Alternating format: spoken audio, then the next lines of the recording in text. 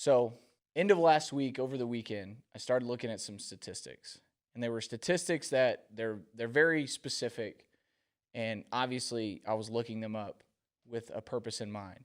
But I wanted to see, just from a numbers standpoint, has the game of football in Texas at the high school level changed from a numbers standpoint? And I pulled some numbers, and we'll get into those. But before we start breaking them down, I want to ask you, how has the game evolved here at the high school level in Texas in the past 15 to 20 years? It's gotten softer. I just was playing because I love the game. And it's scary to me. It's really easy for the game to become a job. Below 6 in his hands, listen to his mouth. Man, kids out there playing the game, staying out of trouble, competing. I love it. 100%, everywhere. I mean, I think that's just in general, though. I think it's obviously not what it was back in the day. Now, I get it for safety purposes. I'm not saying that I don't agree with any of that stuff. I agree. But, I mean, I think that's played a huge effect from an offensive standpoint. I'm biased. I'm not arguing because I'm an offensive guy. But yeah, I think it's a big part of it.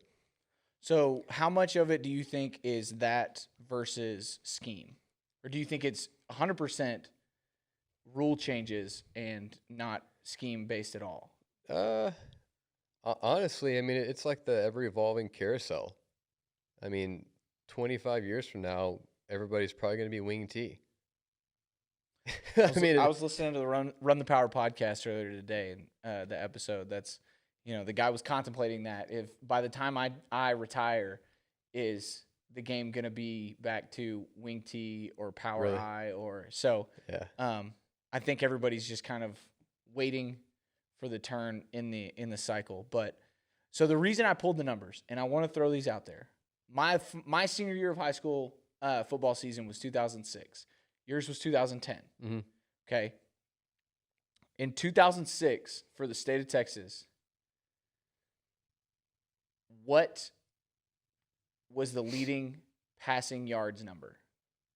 In 2006? 2006. Passing yards. Who were some quarterbacks in 2006? Who was that? I'm trying to think of some quarterbacks. Tell me some quarterbacks real quick. What's his name out of Stephenville that went to Texas, transferred to Ole Miss? Jevin Sneed. Jevin Sneed, Giovanni Visa. You probably don't remember him. Will Cole out of Cedar Hill. Will Cole. Yeah. Will Cole. We'll get to him. He's part of the other numbers I pulled up. Yeah. Arguably the greatest Texas high school football player. Yeah. Maybe ever. Very underrated. Yeah.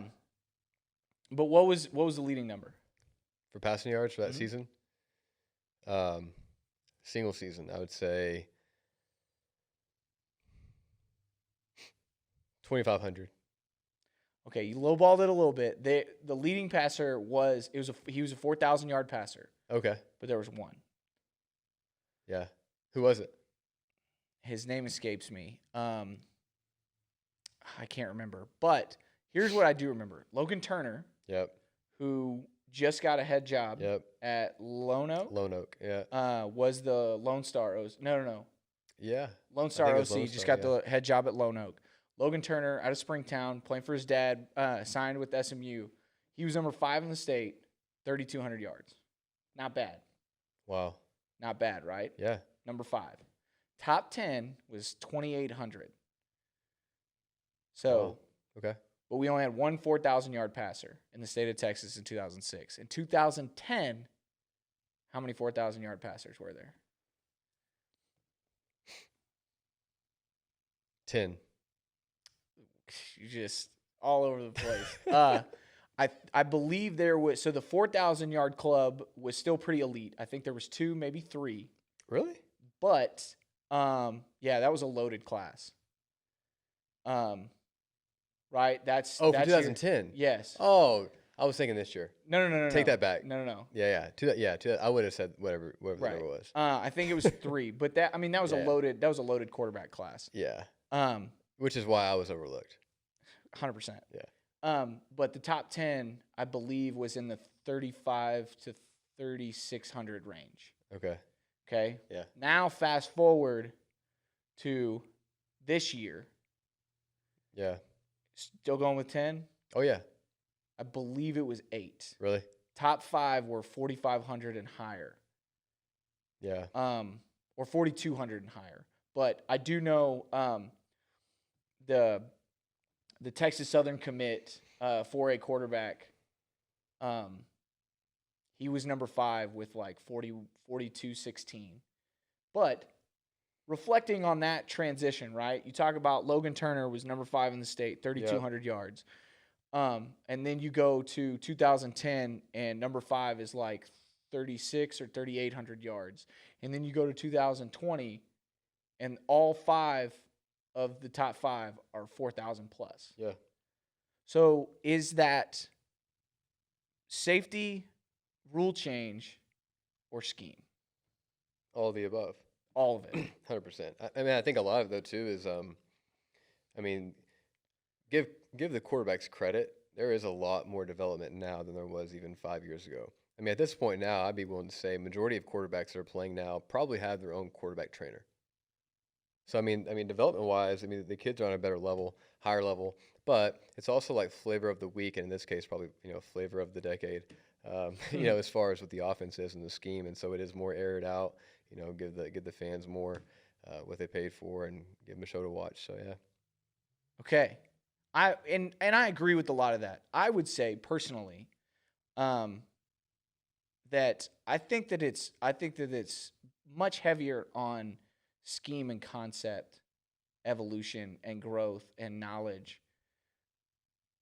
Not that rule change and safety protocols don't have a play in or have a hand in it, but I think that we undersell the growth of the high school game quite a bit, simply because when some of the other numbers I pulled up that I want to talk about, I mean, they play right into those hands. I can still remember certain concepts that we ran in high school, and I can't remember the whole book, but we were doing our variation of shallow, post dig drag fade. Yeah. We were running smash, we were running smash stutter, we were doing some of those things, right? But for whatever reason, the game, and I don't know if it's been an emphasis on tempo or what, but the evolution of either execution or understanding is so much higher, I think, at this point.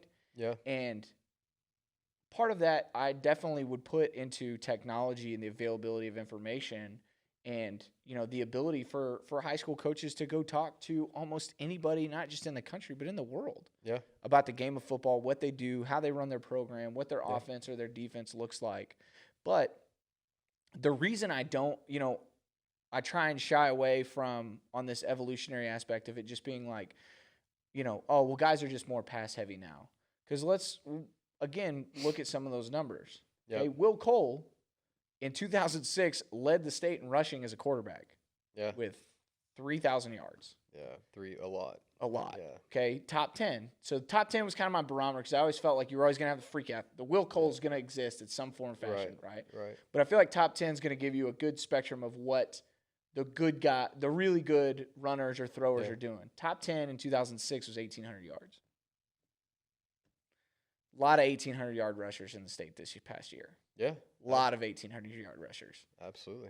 2010, just in that 4-year period, it jumps up to a little over 2,400 yards for the top 10. Yeah, I've always been curious about field position. Look, it's increased and been at more of an advantage offensively. You know what I mean? I mean, just there's like the touchback rule. Yeah, touchbacks. Just the rules, and as far as punt returns and whatnot. I mean, it's you really don't see them backed up heavily. -5 anymore. I mean, it's teams now are more of like, oh, let's just let go and get a 25, go from there. For sure.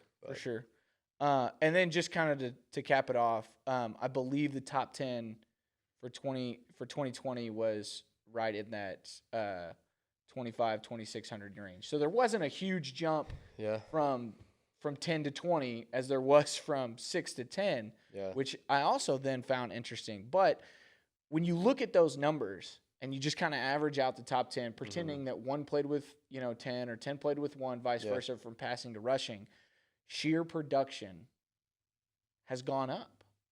Yeah.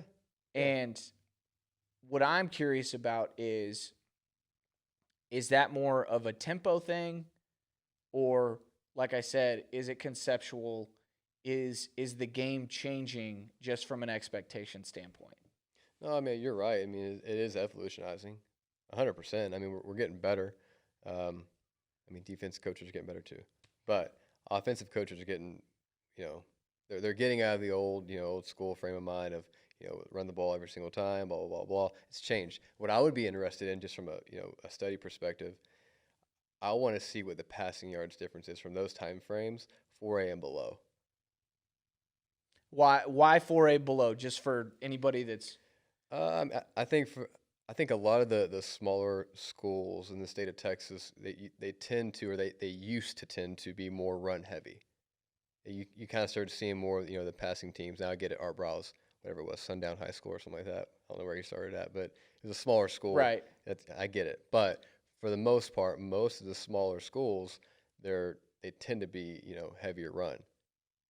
For sure. So it'd And be interesting. and then you always, I mean, Canadians been throwing the ball all over the place 2007. for years, That's when right? that's I when they mean, changed for the air raid. for almost 15 years. So Yep. you're going to have those outliers, but I would definitely agree, and that's still reflective of the really good teams, Yeah. because when I looked at those top rushing stats, I think he was either number 4 or number 6 kid out of Jim Ned, that basically willed them to a state championship. Now they had a lot of kids that made a lot of this great past year? plays. Yes. Yeah.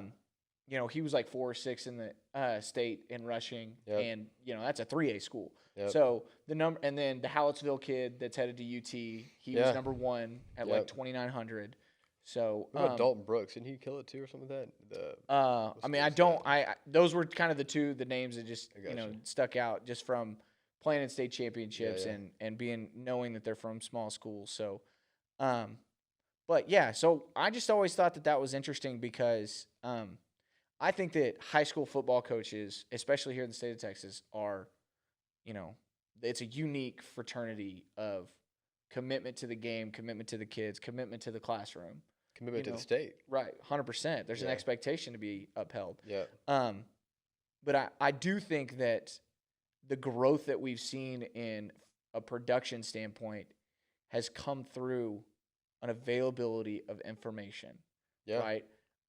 I can't attest to what coaching school looked like in 2010 or 2006, but what I can attest to is what it's consistently looked like since 2015 when I started attending, Mm-hmm. which is we are going to go out and do everything we can to bring the best of the best in the football world to speak to you guys and be available to you guys for an information overload almost. Yeah. You can leave there. We've talked about it before. It's really easy to leave coaching school and be like, I got all the answers this year, right? Yeah. And rewrite your whole playbook.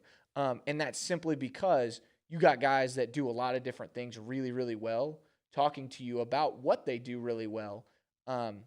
And we can buy into that and say, they're so good at it, and I feel like he shared with me to the point of comprehension mastery to where we need to go do that. Oh yeah. So you can find yourself deep down the rabbit hole for sure, but the availability of information and the commitment of the state and the association to provide as much information as possible, I think is a huge factor in that, along with, the game itself, the expectations, right? There's always that trickle down effect. Sure. The NFL has kind of catered towards putting more points on the board, more explosive plays, protecting guys because it is entertainment, and then the college guys want to be in environments or systems that are going to prepare them for those type of situations. Yep. And the trickle down effect continues. But I think one of the things that does get overlooked quite a bit in the growth of the game for our state is the commitment to continued education that staffs all over the state and the association itself has really poured into. Yeah. Shout out Joe Martin. 100%. Yeah. What's up, Joe? Now, yeah, I'd be interested too. I mean, just to, not to continue to piggyback off that, but looking at the development from the kids going from, senior year in high school to college, like, are they, like, what's the readiness level from 20 years ago compared to now? because that would also, I think, be a direct correlation from what we're talking about right now. For sure. And the thing that I've noticed even more so this year is, even from 4, 5, 6 years ago, Alabama is, the elite of the elite from a consistency standpoint. And, hearing former Alabama players like Julio Jones and those guys talk about expectations and what the culture is in that locker room and within that program, how high the standard is. Mm-hmm. But think about in the last 2 years how many true freshmen, or 3 years, how many true freshmen have played there. Well, yeah. It's absurd. That's what I'm saying. The development's crazy. You go back to 12, 13. You go back to 2009 when they played Texas in the national championship, 2012 when they played Notre Dame. Those were senior or upperclassmen heavy football teams. And guys went there and said, I'm going to Alabama, and I'm not going to play for 18 months. That's right. But I'm going to get really, really good, and I may only start for 1 year, but I'm probably going to be a third-round draft pick at the worst. Yeah.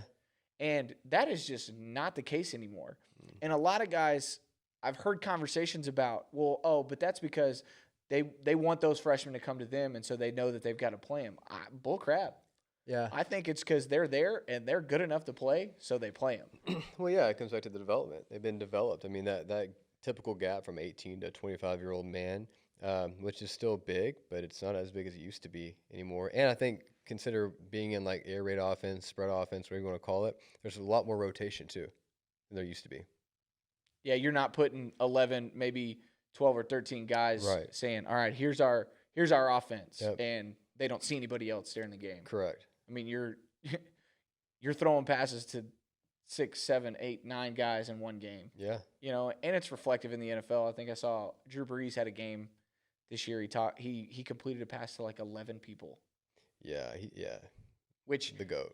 Right, exactly. And that's a testament to knowing who you have. The GOATs, sorry. Right.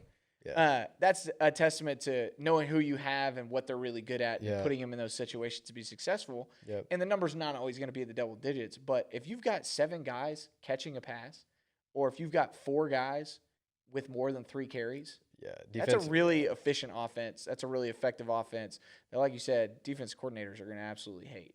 Yeah. If I'm a linebacker or anybody, it's I don't know where it's going now. I mean, it's compared to back in the day, it's like, it's stop number 7. Right. And we're okay. Exactly. Yeah.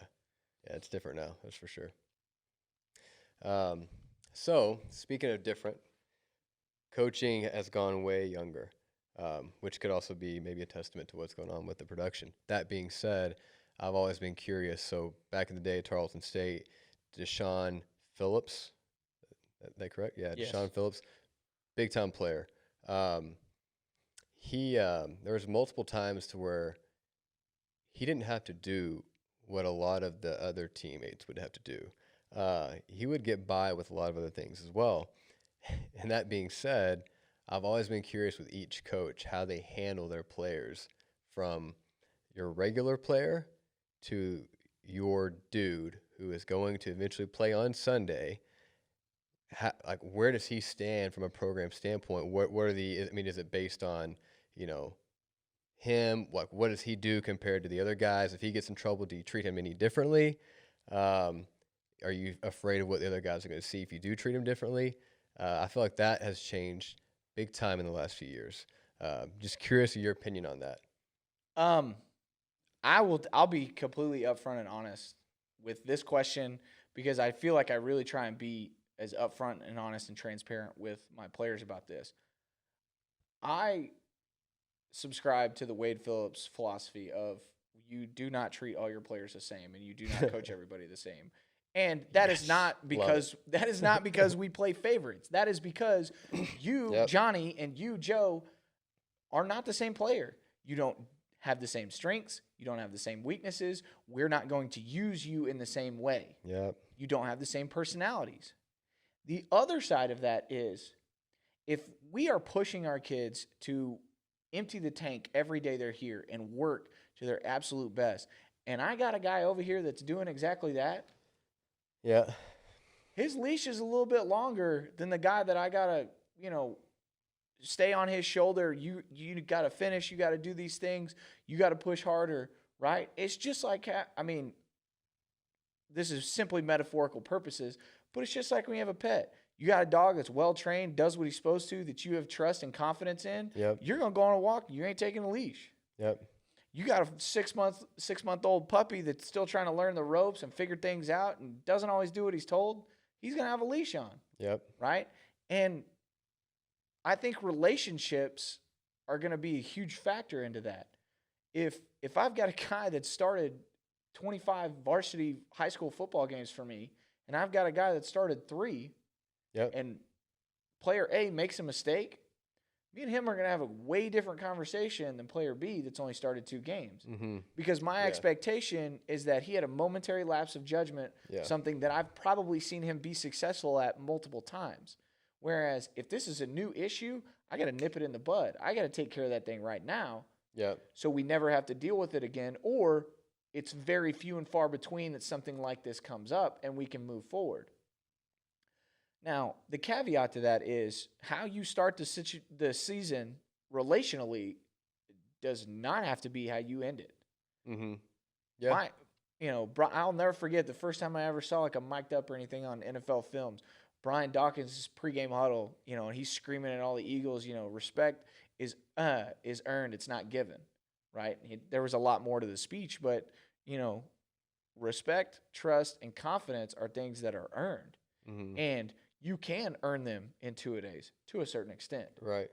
But you can also earn leaps and bounds of them on Friday nights. Yeah. And on the flip side, you can lose respect, trust, and confidence in 2-a-days. And you can lose it in leaps and bounds on Friday nights. Yeah. So for me, I don't want to approach every kid the same. We'll address a unit or an offense or a team, right? But at the end of the day, there's certain relational activities within a position group, okay, or an offense that is going to vary from player to player. And I think that's the position coach's job, to build that relationship and understand not just what pushes that kid's buttons, right? Yep. But where does he stand, right? There's a hierarchy, okay? Yep. And that's okay. Everybody doesn't get treated equally. That's life. And this is a great opportunity for you to understand that football is a reflection of that life. And you can be treated a certain way by doing the right things every day on a consistent basis and earning that trust and that respect and that confidence from your coach, from your teacher, from your boss, right? Any of those people. Okay. What if they're both freshmen? You have freshman A, 5-star, and freshman B, regular. Just regular average Joe.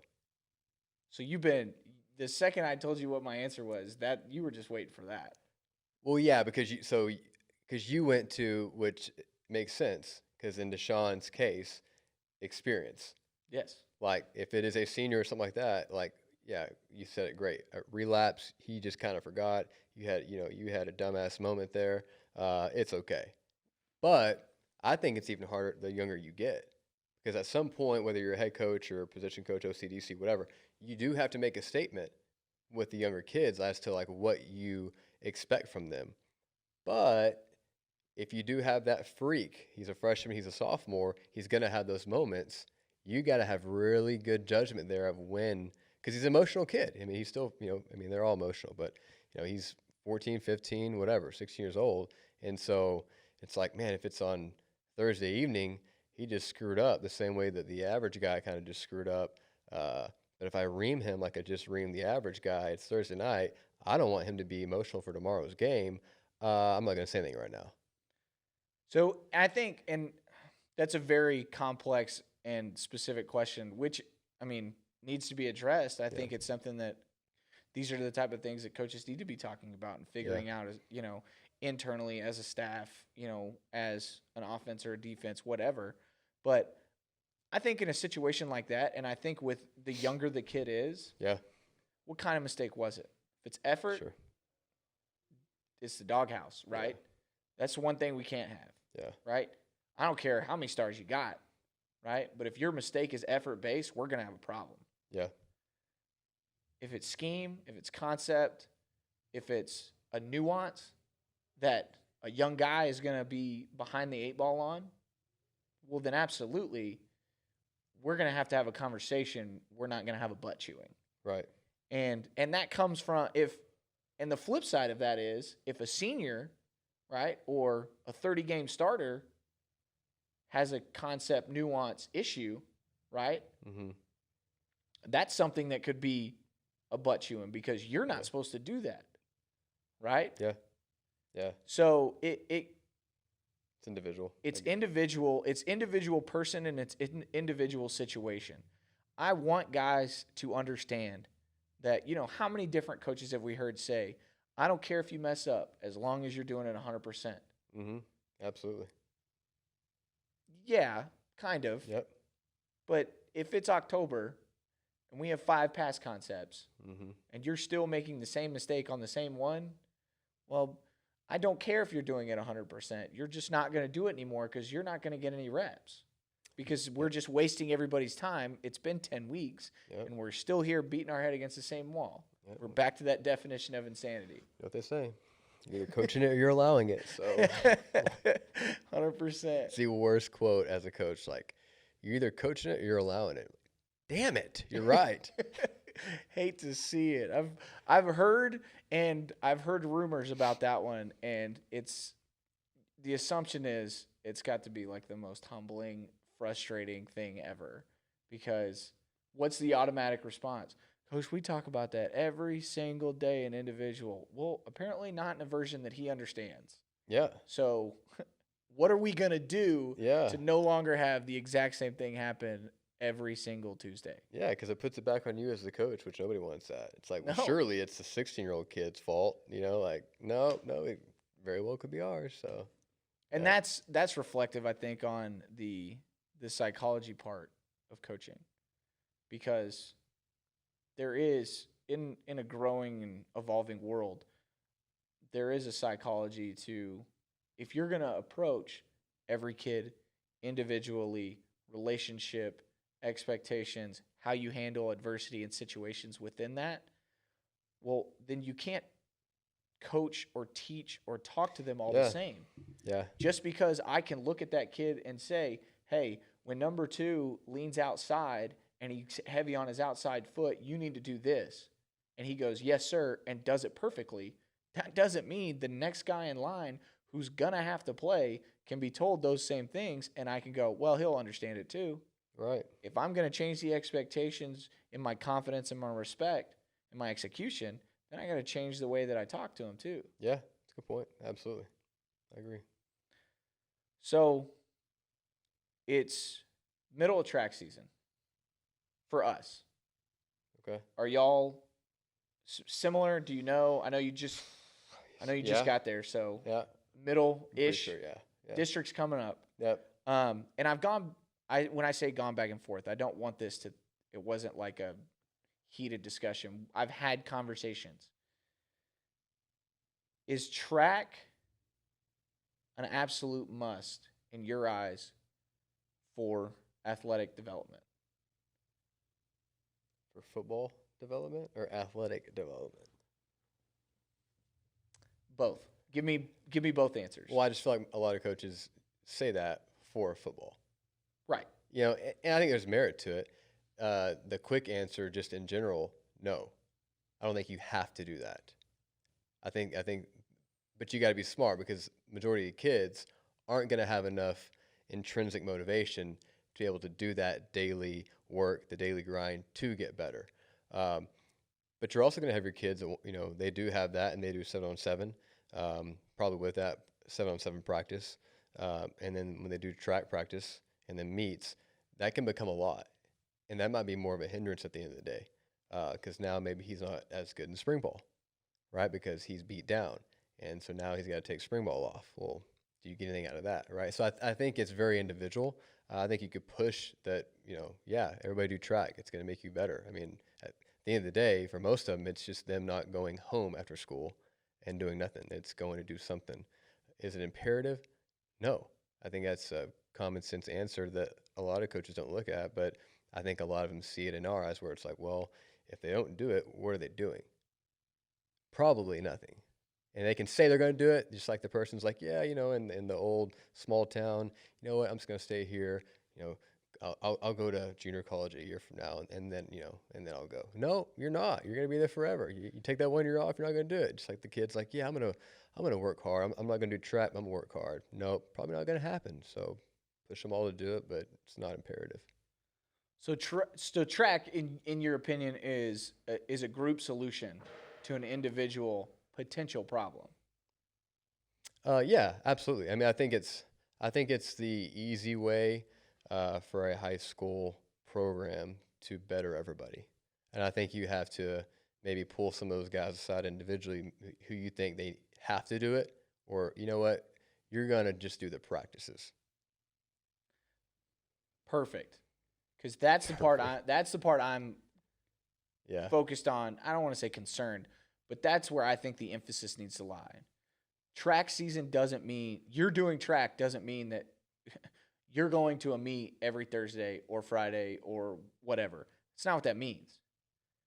And that's why I wanted to make sure that I said athletic development, hmm because it's really hard to pinpoint a high school sport that track can't have a positive impact on. I mean, I think anytime you're improving cardiovascular endurance, you're improving an athlete. 100%. I mean, just basic stuff. On top of that, running technique, understanding Yeah. mechanics, and you're in an adverse situation where you're being coached, hmm right? Then the bonus of that is if you are taking your guys to meets, it's competition. And a lot of times, one of the things that, I saw, I think it was right before COVID hit last spring, Duncanville, I saw on Twitter, JV 4x1 ran a stupid low 40 something 4x1 like 38 or something. something ridiculous, but it was the JV. Yeah. 3 of the 4 guys started on varsity on defense. And it's a really hard, like you said, the common sense answer is no, you don't have to do that, but you got to do something. And it's Yeah. got to be super effective, and it has to be detailed and specific, and you have to be motivated in it intrinsically, and you have to be committed to a schedule, all of those things, right? And what encompasses a lot of those boxes, what can you check? Well, track practice can, Mhm. right? And then on top of that, kind of the cherry on top of the sundae is how many college coaches do you see were tweeting or putting stuff out there about, let me see your track times, ballers Yeah. run track, elite guys compete. We want to see you at track meets, things like that, which Mhm. there's a ton of merit to, Yep. right? So there is no easy answer, because I can say no, track's not absolutely imperative, right? But what is imperative? A consistent workout schedule Mhm. that is going to be technique and cardiovascular driven, where you are going to compete on a regular basis. Okay, so I can go somewhere else and hopefully check all those boxes and be consistent with it, or I can be on the track team. Yeah, and honestly, I can give you a really good example as to why that might vary from state to state. So, being in Tennessee the last 2 years, Nashville in particular, um, most of the coaches there, first off, especially for private schools, you probably have 3 or 4 like full-time coaches. Um, and so after that, you probably have maybe 10 if you're Lipscomb Academy, you've got 25. 25 like, True number. yeah, literally, assistants. And they're real estate agents, pharmaceutical sales, whatever. Um, that being said, the difference in Texas is every coach is full time, and every coach probably has a second sport. To whereas whenever I was in Tennessee, like we had our kids, do track, but a lot of them didn't. Why? I didn't have a second sport. So after school, I'm available to be there for those kids to actually work them in the off season. To whereas you tell a kid here in Texas, like, hey, come after school and get the work on your own. I can't be there because I have to go do track. I have to go do, powerlifting. So those resources aren't available for them. So big difference there, just from state to state, because shoot, we had every coach there after school for a couple of hours willing to work with every single kid. So it's like, kind of take your pick. For sure. But that does bring me to something else that, with UIL changes in guidelines, and I don't want to call them restrictions, but just expectations and Yeah. regulations, things of that nature, there's been a lot of opportunity for sport-specific work, basically year-round. Mm-hmm. You know, there's been a lot of allowance in sport-specific work throughout the summer, or you know, certain aspects, especially bigger schools with spring ball and things of that nature, Yep. and the amount of time you can spend with your players. Now, there's even conversation about allowing high school coaches to coach 7-on-7, Yep. which I think is a very nuanced conversation that we have to be extremely careful of, simply Yep. because, you know, the second you're like, hey, you guys can coach 7-on-7, what's the expectation? Yep. You're coaching 7-on-7. So Yep. it takes away to some of that summertime that we get to spend with our families and things of that nature. But I digress. My point is that, do you ever fear, with having more year-round availability of sport-specific work, about burnout? I mean, I think majority of the kids will eventually, for sure, have burnout. So I do fear it. I mean, a good point is back in Nashville. I think we started helmets like May 28th, like 2 days. I think like maybe the second week in June or something like that. So legitimately, your padded practice season is 3 times longer than your football season. Yeah. So like, I mean, week 5, it's like feels like it's week 12, and so I mean, I remember all the coaches we were talking about what can we change this next year, blah blah blah, and I was like, well, I think if anything, we could maybe give them a couple weeks off, just because I think it's imperative that you have to have that time off. They're not obsessed with it like we are. Okay, I think they have to have that time off in order to be excited to come back to play football. I think you have to. I remember as a kid, like, you go to each sport, basketball, football, baseball, and so all that kind of comes back in that circle. And when you've been away from football because you've done your other 2 sports, you're excited for that. You're excited to go smell the trashed out bin where all the shoulder pads are at, just because you haven't been able to smell that and be able to put a pad on in the last 6 months. To whereas, like, if you have a 3-week break and you're a high school kid, it kind of sucks. You kind of have to fake it till you make it at that point. And then you're having to just to push for effort, and it makes it tough. Hope and pray that 2 weeks from now I'll actually still like to be here. Yeah, yeah, man, it's tough. So I mean, I do fear for that. I mean, I think a lot of coaches nowadays almost just assume that every kid they go home and they're like thinking about, is it duo or is it, inside zone with same side, kick out. They're not doing that. No. No, they're doing anime or whatever the hell it is. I don't know what it is, but they're doing all that stuff. Like, it's not that. Yeah, they're not going home thinking about how many different ways can we run split zone. They're Yeah, literally doing anything and everything else. yeah, And that it's something that, I'm in a place that, fortunately, these kids are brainwashed when they're in first grade that, like, no, you will love football and you will love it in everything that you do. Your breakfast Yeah. will be football. Everything will be football. But I have legitimate fears, especially about this time as we really are in the deep part of track Yeah. season, getting ready for a district track meet. There's a lot of opportunities for our guys to do extra stuff. mm-hmm. And I know personally I've pulled the reins back on that solely because, you hear the things about, like, LSU a couple years ago when they did the receivers had to catch like 10,000 balls in the summer, Yeah, right? Which is great, that is at the collegiate level. But if you put those kind of hard parameters, of, like, there's a difference in saying, hey, you guys need to make sure that you're doing extra, working on some technique stuff, yeah, versus, hey, you need to catch 1,000 balls a day, right. right? What's that Yeah. kid gonna hate to do come, Cinco de Mayo? He's Yeah. gonna hate catching the football.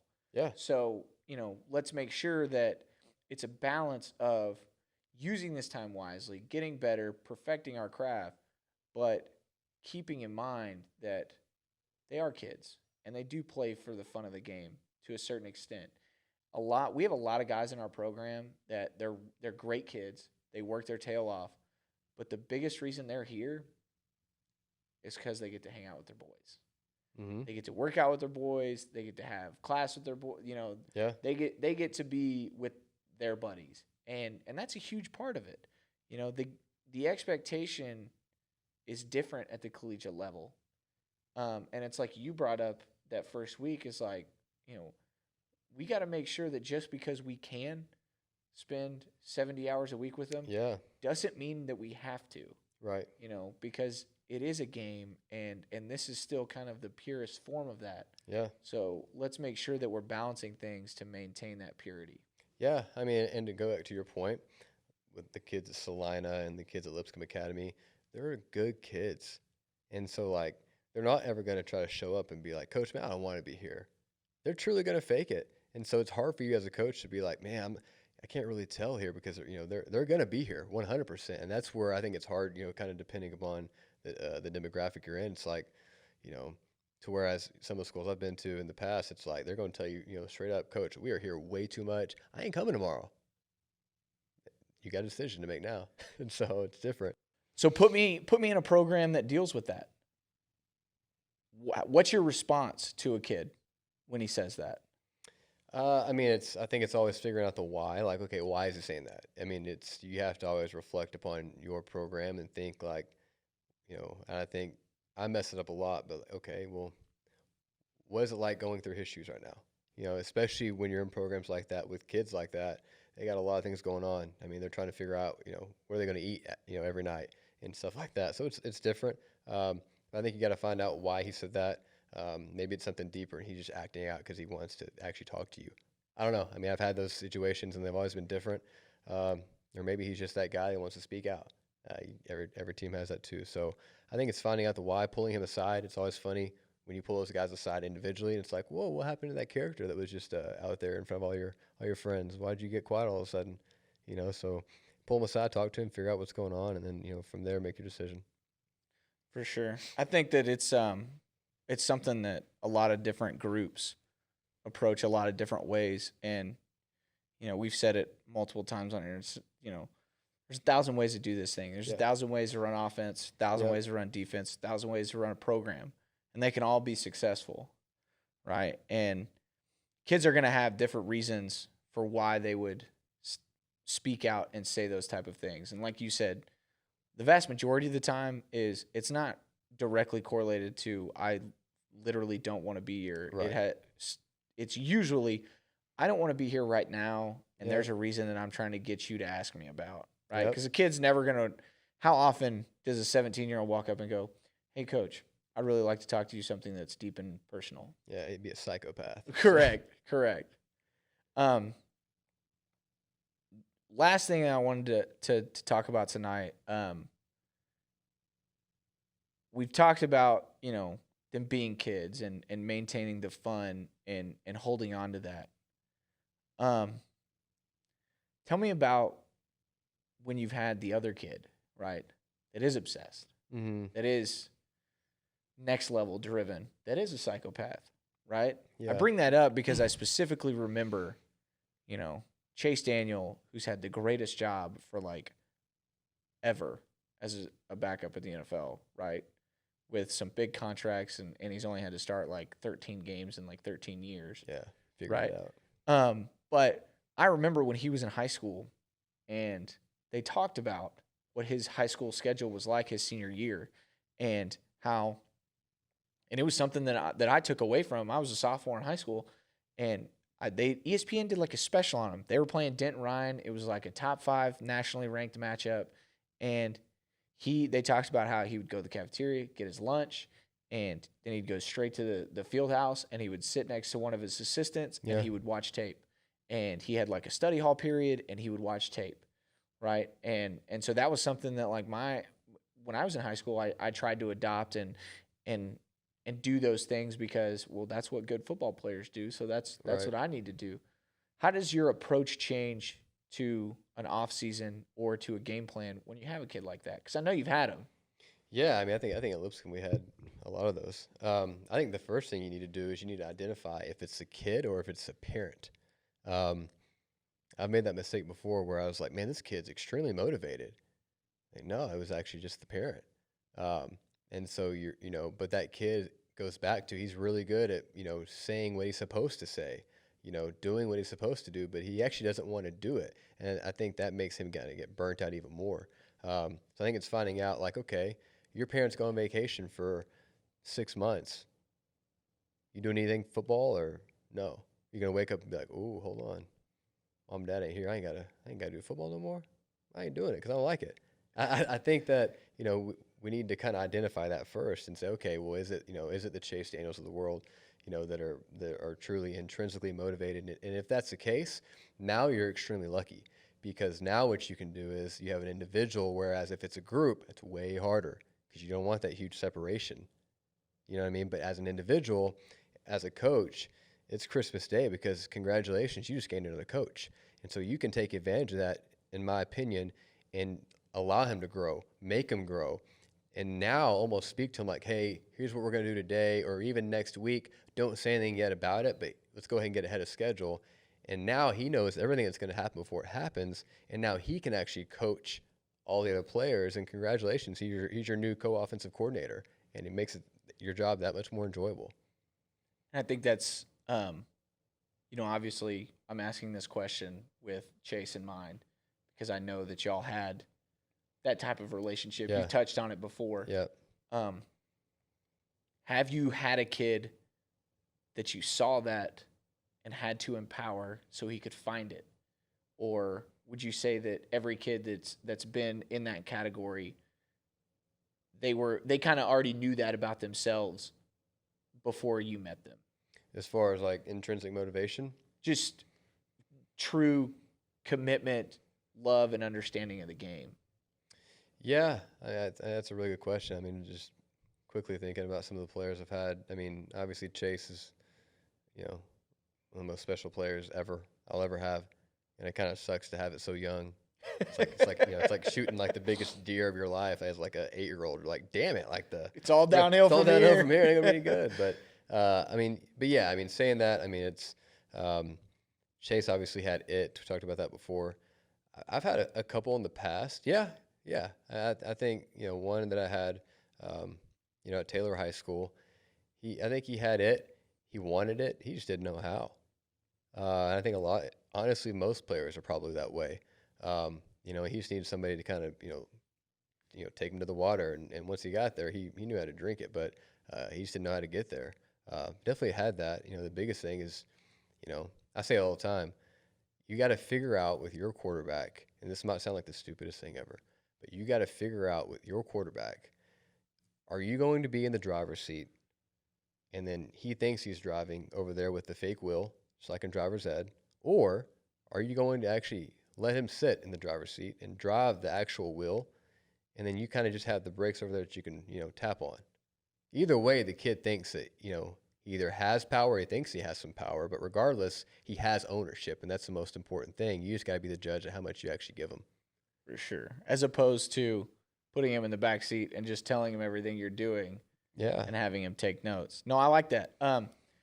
I think coaches can get themselves in trouble when their approach to that is, well, you say you want to do all these things. You say you want to go to college. What are you doing about it? Right? Yeah. I think that's, I don't want to call it a cop-out, but it's the quick answer, right? Mm-hmm. It's not, okay, let's identify, he says the right things, but let's identify his true passion. What's he doing? Is he trying to learn the game? Right. And he's just confused on where he's supposed to go next? He doesn't know what chapter to read, or is he just faking it, right? Because, even though only being at Salina as from a high school level standpoint, seeing a multitude of different categories and different levels. Mm-hmm. The one that left right before I got here, that's now our quarterback's coach, Nathan Elliott. Yeah.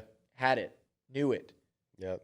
By the time he was a junior, total control, had the ability to check certain things and run certain quick game whenever he saw an opening, right? And we, there's been a couple times we go back and watch, and you can see it on film where he checks something and it's as simple as, hey, go stand right there. I'm going to throw you a 5-yard hitch. Okay, there's a 30-yard gain. Yeah. Right? Just little stuff like that. He had it, and he knew that he had the desire and the passion and the ability on top of the love for the game and the thirst for the knowledge, right? Had another kid who, kind of found his quarterback calling later, not when he was 9, but, once he got into high school, had the physical tools, and we went, okay, you've got a chance to do this. Here's what we need to do about it. Had the thirst, had the desire, had the love for the game, got a little bit later start, and was constantly trying to play catch up and doing certain things. And from that standpoint, I think he's the kind of kid you want in the passenger seat with the steering wheel. See why I did this. See where I'm going. This is what we would do in this situation. And those are the kind of kids that you almost look at and you're like, man, too little, too late. If I just had a little bit more time, we could have thrown him the keys, right? Yeah. And then I think right now we're about to have a kid that's, seeing the way he plays other sports and the confidence he exudes in the things that he's done since he was really little. And he has a total understanding of the game and how to play it, right? And from a football standpoint, he has a desire to reach that level within the game of football. I think he's got a chance to do all of those things much earlier than people anticipate. And it's something that our staff has talked about. Okay, this is what it looks like he wants to do. We're going to give him every opportunity to fail, right? Yeah. I want him to show me that we need to pull the reins back. I want him to show me from a conceptual knowledge standpoint. I want him to show me from a control of tempo, pace, understanding situational football standpoint. I think that's the hardest part, right? Getting a kid, hey, you can understand why we go under Sam over Mike and why you're starting backside safety to frontside safety. You can do all that, right? What do you do after they spot the ball? How much time's on the clock? What hash are we on? Yeah. What's the lead? What's the deficit?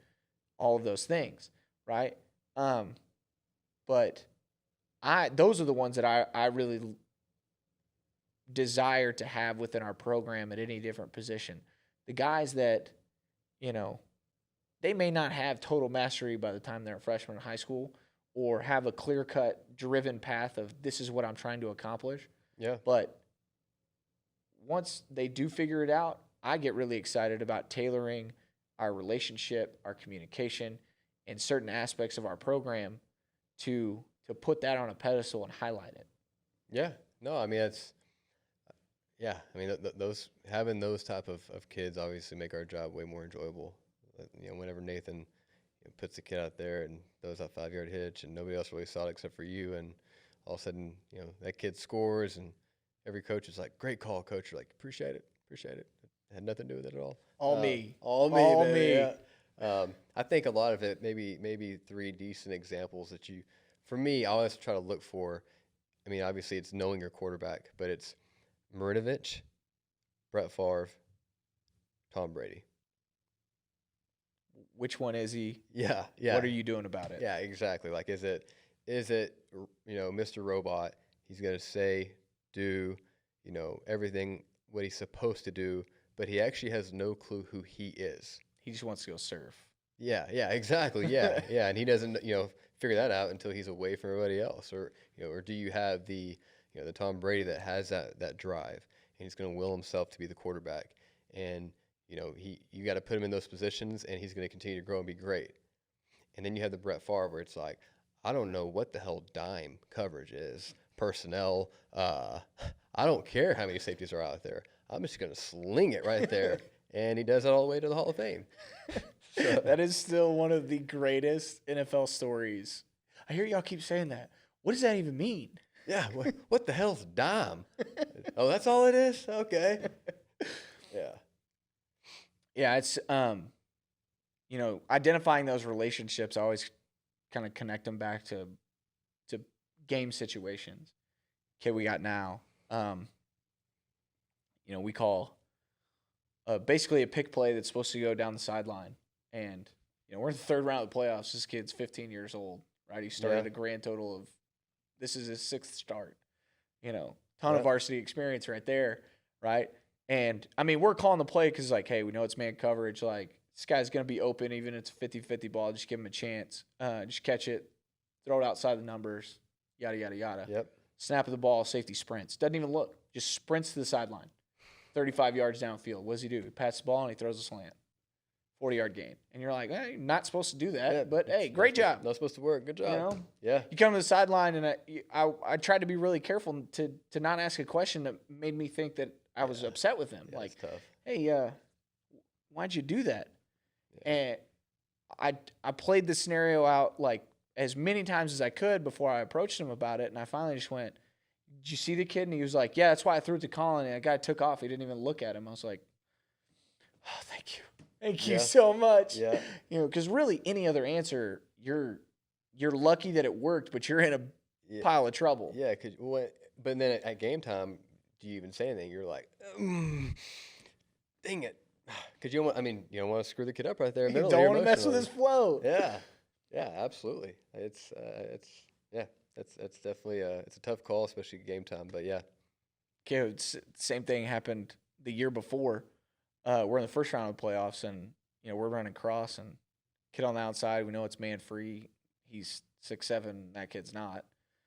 So we call a play, and I'm in the headset. At this time, I was up in the booth, and I before the snap, I was like, he should just catch the throw, and he should just catch the snap, and throw it to DJ. And he didn't, and he starts his progression, backside safety, front side safety, all that. The only reason I said that is because the safety was super tight to the hash. There's no way he's getting over the top. Yeah. But, got to give it to the kid because he still tried to. Because on the snap of the ball, he turned and sprinted. And so he hits the cross, in stride, scores a 50-yard touchdown, jogs the sideline, throws a headset on. Before I could even say anything, he goes, "I was about to throw it to DJ, but that kid just took off running so fast off the hash, there's no way I couldn't throw it to Isaiah." Good for him. Yeah. And that was what I wanted. That with him, where he was in his career, the why was almost as important as the execution, right? Yeah. And that's where we're moving towards is being proactive with the why with this next group. Yeah. Because I think that's where the empowerment comes from. That's where you can get a kid who likes the game to fall in love with the game. 100%. When the game becomes chess, for them, while everybody else is still playing checkers, who doesn't love to play games that they're the best at, right? Who doesn't love to pick up Mario Kart when you know the secret code to jump and win the race, right? Who doesn't love to play things that they know that they're best at? Yeah. So that's really why I try and push the empowerment and be proactive with the why, because we could take a kid that likes the game and he's a good athlete and he kind of likes the game and maybe I'll do this. Man, he gets a little bit of that empowerment. He gets a little bit of like mastery level knowledge, just a little bit. Yeah. And now a kid goes from liking a game to loving it. Yeah. You like the chess and checkers, don't you? Yeah, that's one of my go-tos. Shout out Kaz Kazadi. Yeah. I will go back, something serious real quick about the, knowing the quarterbacks. One thing I've always done, just, not telling anybody how to coach, but it's always interesting with every kid. I've always talked to them and been like, hey, throw an interception. What's the first thing you think about? Is it mom or dad? Is it you're pissed at yourself? You're thinking about, you pissed at yourself and then it's the coverages and, how can I figure it out? You're scared I'm going to get mad at you. I think that tells you a lot about your quarterback. And until you know that, you don't know your quarterback. But I think if you do know that, that fixes a lot of issues. Just in my opinion, I think that's one of the biggest things that coaches overlook. It's like knowing your kid. How is he going to respond? I mean, it's just like a girlfriend. You got to get to know her. You have to. You got to know what makes him tick, what doesn't. But little things like that, especially for a high school kid, it makes a huge difference because at the end of the day, we're not thinking about that stuff, but that's a big deal to him. Like, is he going to go home and get reamed by his father? Is he, is he scared that we're going to yell at him? If that's the case, if I've been yelling too much, I think those little things, as far as with quarterbacks and how they operate, I think it's very, very important. Absolutely, because if it's the first or the last one, you got to reapproach your relationship with the kid, and how you're going to move forward. Yeah, and their conversations they had with you, that's perfect. That's what you want. They're speaking football, and they're speaking football freely, and they're not scared about what they're going to say, what they're not going to say. That's how it should be. That's a healthy relationship.